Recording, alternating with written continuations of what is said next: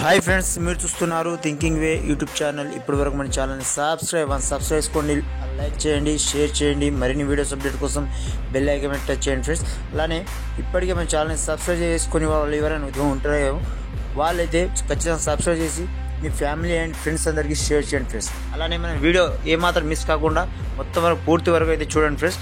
ఎందుకంటే మనకు ఇప్పటికే రైతు బంధు విషయంలో కొద్దిగా డిలే చేసిన ప్రభుత్వం అయితే నిన్నటి నుంచి అయితే దూకుడు పెంచడం జరిగింది. అదే నేపథ్యంలో రుణమాఫీ కాని వారికి కూడా ఇప్పటికే రుణమాఫీ మర్చిపోయారని చెప్పేసి చాలామంది ఇక్కడ ప్రతిపక్ష నాయకులు కావచ్చు, ప్రజలు కావచ్చు, ఎక్కడ చూసినా మనం సోషల్ మీడియాలో కావచ్చు, యూట్యూబ్లో కావచ్చు, ఎక్కడ చూసినా కానీ మనకైతే పెద్ద హల్చల్గా నుంచి కనిపిస్తుంది కాదు. కాబట్టి వాళ్ళైతే ముందుకు వచ్చి ఒక మాట చెప్పడం జరిగింది ఫ్రెండ్స్.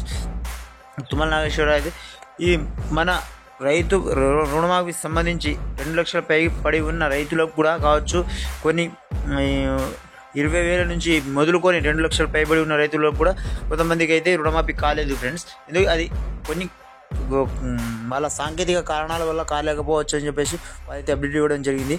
కానీ ఏ సాంకేతిక కారణాలు ఉన్నా కానీ ప్రజల ఆ అప్పులను పరిగణలోకి తీసుకొని బ్యాంకుల ద్వారా పరిగణలోకి తీసుకొని ఖచ్చితంగా అయితే రుణమాఫీ చేయడానికి అయితే సర్వం సిద్ధం చేస్తున్నామని చెప్పేసి కూడా వాళ్ళు కూడా మాట్లాడడం జరిగింది. కాబట్టి రుణమాఫీ గురించి కూడా ఎలాంటి టెన్షన్ లేకుండా మనకు రుణమాఫీ కూడా మొత్తం తరహాలో 2 లక్షలు మొత్తం అయితే ఖచ్చితంగా మాఫీ అయి తీరుతుంది ఫ్రెండ్స్. కాబట్టి ఎవరు నిరాశ చెందాల్సిన అవసరం లేదు.